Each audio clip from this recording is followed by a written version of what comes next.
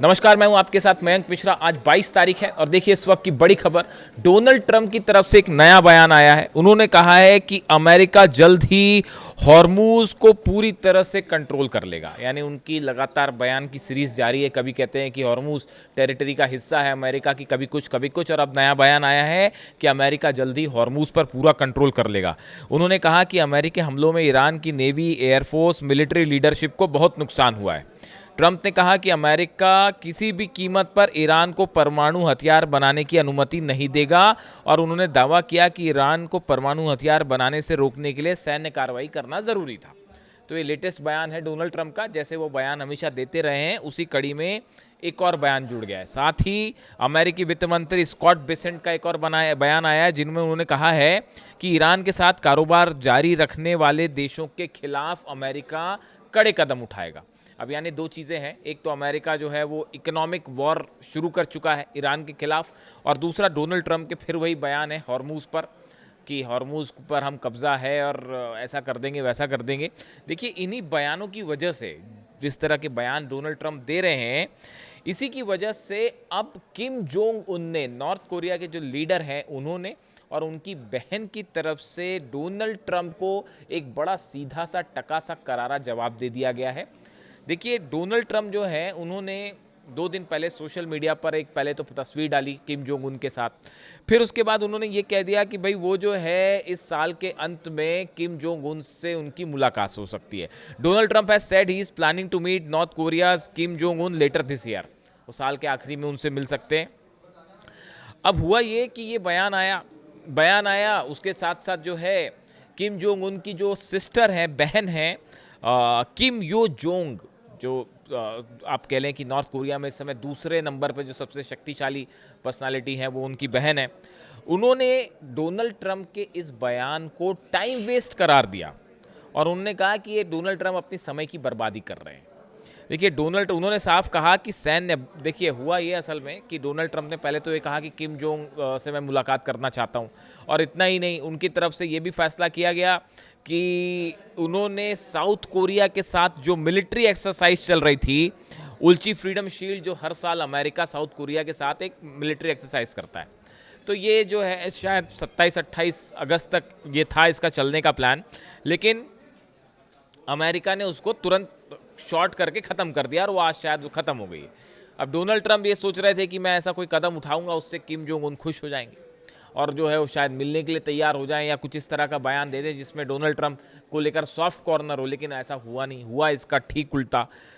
अमेरिकी राष्ट्रपति Donald Trump ने उत्तर कोरिया के लीडर किम जोंग उन को मनाने के लिए बड़ा कदम उठाया। उन्होंने दक्षिण कोरिया के साथ चल रहे बड़े सैन्य अभ्यास उल्ची फ्रीडम शील्ड को अचानक छोटा करने का आदेश दे दिया, लेकिन उत्तर कोरिया ने उनके इस फैसले को सिरे से खारिज कर दिया। किम जोंग उन की ताकतवर बहन किम यो जोंग ने ट्रंप की इस पहल को टाइम वेस्ट यानी समय की बर्बादी करार दिया। उन्होंने साफ क्या कहा कि सैन्य अभ्यास का आकार छोटा करने से अमेरिका के खतरनाक इरादे नहीं बदल जाते। देखिए जो ईरान के साथ ये जो जंग हुई, ईरान से जंग के बाद डोनाल्ड ट्रंप ने जो तरह तरह की बयानबाजी की, अपने स्टैंड को दिन में 3-3 बार बदला, कभी सुबह कुछ, शाम को कुछ, दोपहर को कुछ, उनके बयान आते रहे जैसा तमाम एक्सपर्ट बताते हैं। इससे जो है डोनाल्ड ट्रंप की, ऐसा तमाम एक्सपर्ट का दावा है कि डोनाल्ड ट्रंप की एक जो इंटरनेशनल छवि है, इसको बड़ा नुकसान पहुंचा है। वो उनको एक इस रूप में लिया जाने लगा है कि वो कब क्या कहेंगे, कब क्या करेंगे, कोई बात निश्चित नहीं है और अपनी बात पे वो कायम भी नहीं रहते। ऐसे तमाम एलिगेशंस भी लगते हैं उन पर और तमाम एनालिसिस भी इस तरह के होते रहे। अब उसी की वजह ये है कि जब ये बयान आया, एक तो पहली बात तो ये है कि आखिर डोनाल्ड ट्रंप किम जोंग उन से क्यों मिलना चाहते हैं। क्या उसकी एक बड़ी वजह ये है कि ईरान जंग में जो है बड़ी मुश्किल पड़ गई और बड़ी बदनामी भी हुई, जगहसाई हुई कि भाई बड़े बड़े दावे थे तो ना मिलिट्री चेंज हो पाए, ना तो वहाँ पर रिजीम चेंज कर पाए। ईरान में जंग में जो है बुरा हाल हो गया, सब बेसिस जल गए, अरब पे जो साख थी वो घट गई, आर्थिक स्थिति का बुरा हाल है, हॉर्मूज को कुछ कर नहीं पा रहे, दावे करते रहते हैं बस हॉर्मूज में कंट्रोल है, जबकि कोई कंट्रोल नहीं है। ईरान की जब मर्जी आए वहाँ जहाज़ों पर हमला कर देता है, तो उस मामले में भी हाहाकार मचा हुआ है। अब इलेक्शन हारने की नौबत आ गई है, मिड टर्म पोल्स, तो अब क्या किया जाए। तो शायद ये एक शिगुफा है कि भाई इलेक्शन के पहले पहले किम जोंग उन से एक मुलाकात हो तो शायद कुछ हो जाए।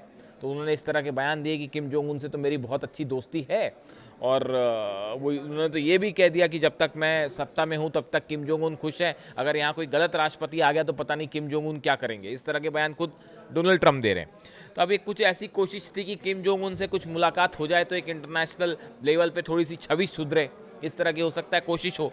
लेकिन ईरान के साथ जंग में जो बातें सामने आई वो पूरी दुनिया ने अच्छे से देखी, और किम जोंग उन और नॉर्थ कोरिया ने इस बात को अच्छे से समझ लिया कि डोनाल्ड ट्रंप कब क्या कहेंगे, कब क्या करेंगे, किसी बात का कोई भरोसा नहीं।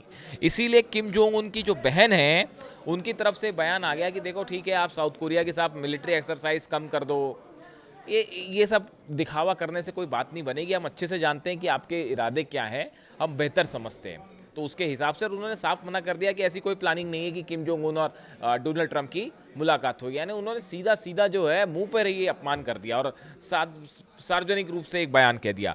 Donald Trump has said he is planning to meet Kim Jong Un later this year, मतलब आखिरी में मिलना चाह रहे हैं।